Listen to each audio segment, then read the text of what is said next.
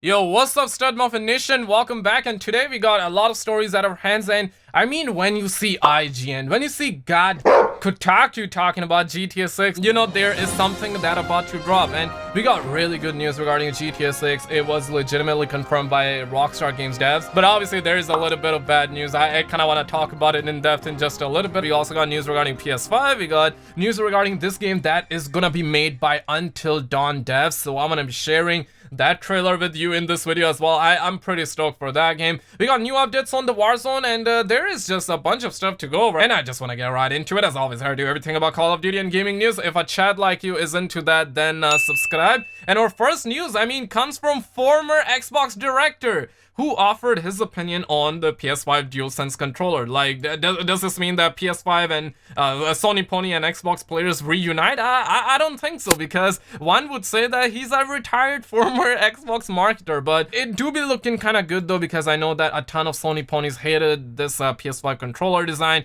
I admit that it's a little bit weird, but you know, I kind of like it. Me gusta, you know, whatever. But on Twitter, Albert Panello, who was the director of marketing at Xbox for 17 years, said that he likes a PS5 DualSense controller. Panello said that widening the controller's triggers is a smart decision. The former Xbox marketer also said that he has seen the PS5 controller memes such as those that compared the DualSense to the Xbox Series X controller, but Panello thinks that the shape will prove to be quite comfortable. So does that mean the Sony Ponies and Xbox players finally reunite? I don't think so, because I know that one would say that Skizzle, he's just a retired former Xbox marketer. Doesn't mean... And you are definitely right, but I mean, like, there was a ton of debate, and it was coming from the Xbox players, and I guess rightfully so. They were like, hey, Sony, they don't even know, they're just copying our controller design. And I gotta be real, you are right, because I do see some similarities, but at the end of the day, I really don't care about, like, which is better. Obviously, I'm a Sony pony. I want PlayStation 5 to be powerful, but do I want Xbox to be inferior? Absolutely not. I want both of them consoles to be out right now. I want both of them to be eating good. And on the other hand, MBG, he is another YouTuber. He posts a lot of PlayStation 5 news. That definitely hit my man up with a follow and sub. He actually put out this tweet, which I think is quite interesting and a little bit retarded. Can I say that word on YouTube? Most likely not, so I will make sure I don't have that said in the video. But he says that awkward moment when Amazon France lists the PS5 for PC, and you know what? Phil Spencer would be sitting back putting another W on his resume, right? Because I mean, PlayStation 5 for the Windows platform, I ain't never seen that before. But the thing that I get out of this one is that I feel like that we're gonna see another live stream from Sony about the PlayStation 5 in which they might reveal the price. I guess it's about goddamn time that they reveal the price and they put it on pre-order. And I think that's coming up very... I think this is a really great hint that it's about to happen very soon. On the other hand though, we got news regarding Warzone. Untitled put up this article and says that Raven says that they have removed armor trucks from the Battle Royale solos playlist, and I mean, one would say that's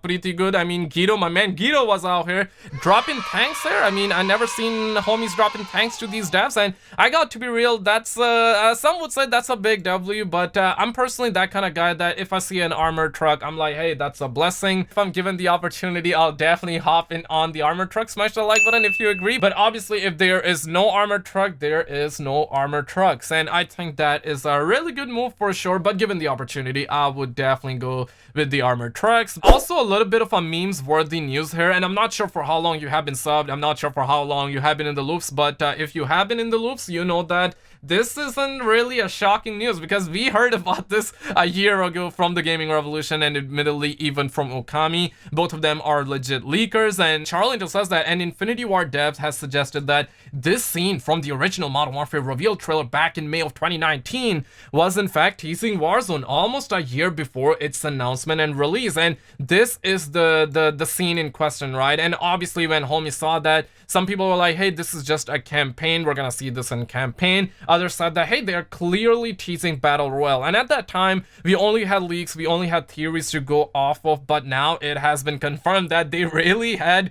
Battle Royale in plans all the way back when they revealed Modern Warfare. And they also said that they don't have any plans. They said that around on August. We don't have any plans, but it ended up happening, and obviously homies are like, hey, hop in, we're gonna find out who asked. And surprisingly, there is no Dr. Eneb. Normally you see Dr. Eneb in the comments, and a lot of people are shocked that he is not in the comments. But also in the news, Warzone dev says that they want buy station values to remain consistent across all modes, says that they are looking at adjusting cash drop rates based on player count. And Amos Hodge, who actually works at Raven Studios, put out his tweet and says that we would like to keep the prices consistent so players won't have to memorize a bunch of different prices. We are looking into adjusting the drop rate of money based on player count instead. And I really think that's a good way to do, because I believe that the loadouts in Warzone right now are about $10,000. So if they keep that consistent not only in solos but duos, I think they remove duos, right? Classic Infinity Ward. If they keep that consistent in trios and the squads, I think that would be good. But obviously they're gonna be tweaking the amount of cash that you get in solo, duos,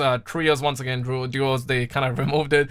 Trios and quad. I think that's a pretty good move. Also in the news, we got the Dark Picture Little Hope reveal, and I'm gonna run this trailer in the background, and I'm a little bit excited about this one because obviously this is gonna be made by Until Dawn devs, and Until Dawn devs also made Medan recently, and I personally have not played Until Dawn. Like, I was so excited that I ended up watching the whole walkthrough on YouTube. I did the same thing with Medan, and I ended up enjoying that quite a lot. And I'm not quite sure, but the vibe that I got after watching Medan was that it was teasing the fact that we're gonna see like little stories, like more chapters in the series, right? Like Medan was like episode number 1, and Little Hope is gonna be episode number 2, and then later on they're gonna be putting out episode number 3. It's like an episodic series, right? And I personally dig that a lot, and we're gonna be getting this like in summertime, and I think that's perfect. Knowing the Roni situation, make sure you guys are washing your hands and smash that like button.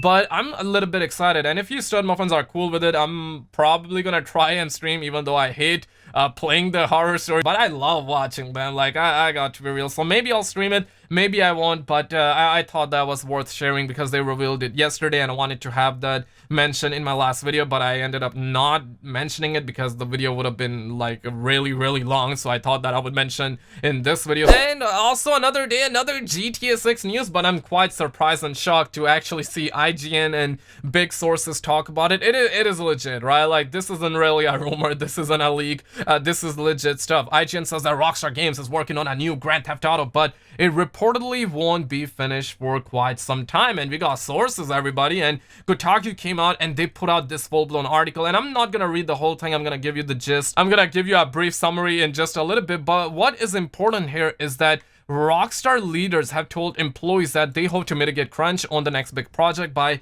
improving their technology pipelines and planning out more of the game's beats in advance. One belief shared by Rockstar employee is that Dan Houser's departure will lead to fewer last-minute rewrites and overhauls, the type that led to a great deal of overtime on Red Dead Redemption 2. Rockstar has implemented flex time scheduling for many employees, allowing them to work variable hours based on their preferences and needs.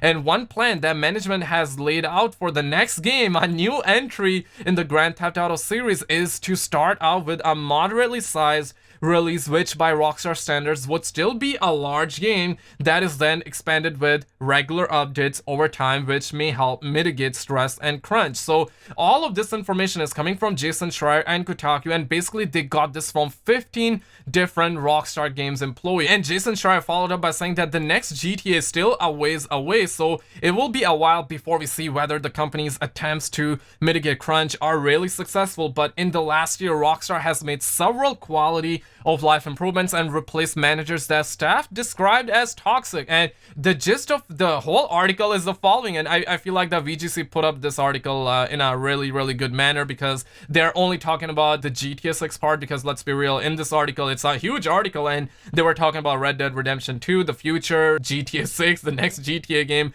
admittedly, and what they are gonna be doing, so you guys can definitely read. But the brief summary is that Kotaku spoke to 15 people who either work at the developer or left within the last year as part of an investigation into how Rockstar is improving its culture following reports of significant crunch at the studio, and it came away with some interesting information regarding Grand Theft Auto 6. According to the report, management efforts is to reduce employee stress and crunch could see Rockstar release a moderately sized GTA 6 at launch and then regularly expand the game over time. And obviously Jason Schreier confirmed that the next GTA 6 is still a little bit away. And of course there were leaks that said that we're gonna see GTA 6 by fall of 2021, early 2022. It's gonna be going back to Vice City. It's gonna have South America. I really feel like those leaks were correct. And by this article, I think that the GTA 6 trailer is gonna be soon. How soon?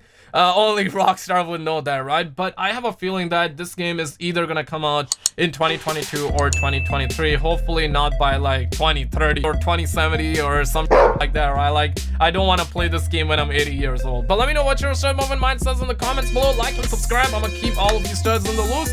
Check out a video on the screen. And as always, I appreciate you massively for coming on, and I will see you in the next one.